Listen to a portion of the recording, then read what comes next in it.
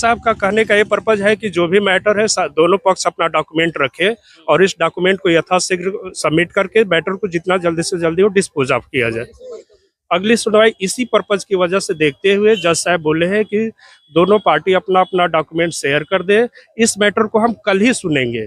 उनका बस यही कंडीशन है कि जो लैप्स हुआ है जो 2 महीना पहले, तो फिर वो रिन्यू करा लेंगे, तो वो कोई बड़ी इशू नहीं है। जितने भी जो लाइसेंस से रिलेटेड इशू था वो सारे उस पे मैटर पे डिस्कशन हुआ है और सारे पॉइंट पे क्लैरिफिकेशन मिली है।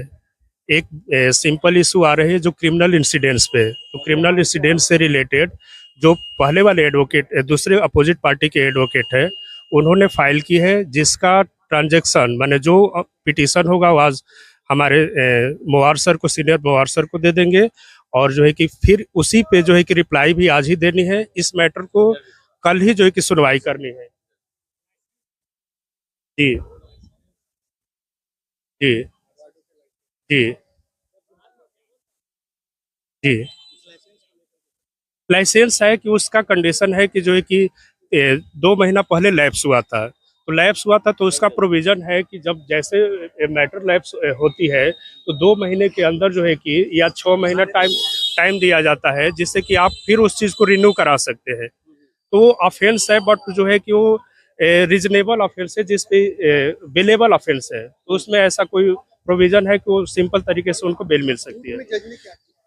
कोर्ट ने जज साहब का कहने का ये पर्पज है कि जो भी मैटर है दोनों पक्ष अपना डॉक्यूमेंट रखे और इस डॉक्यूमेंट को यथाशीघ्र सबमिट करके मैटर को जितना जल्दी से जल्दी वो डिस्पोज ऑफ किया जाए।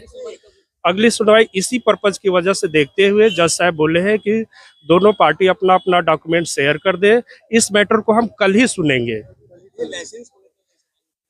कहा जा रहा था कि दूसरे स्टेट का लाइसेंस है, कमर्शियल है या रेसिडेंशियल लाइसेंस।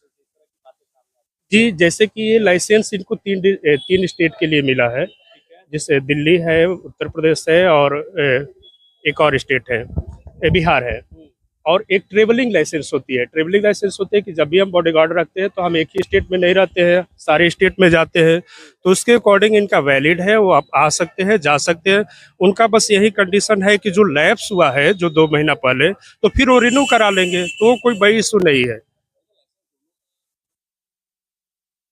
ये एक का हुआ है जी। कहा जा रहा है कि लाइसेंस जो गार्ड है उनके पिताजी के नाम पे था जी। ये लाइसेंस किसके नाम पे? ये जैसे कि उनके फादर की डेथ हुई थी, तो फॉर सेफ्टी पर्पस गवर्नमेंट का एक रूल होता है कि जब भी लाइसेंस किसी को इशू करेगी तो उसके कुछ कंडीशन होते हैं, उसी कंडीशन के बेस पर लाइसेंस इशू की जाती है।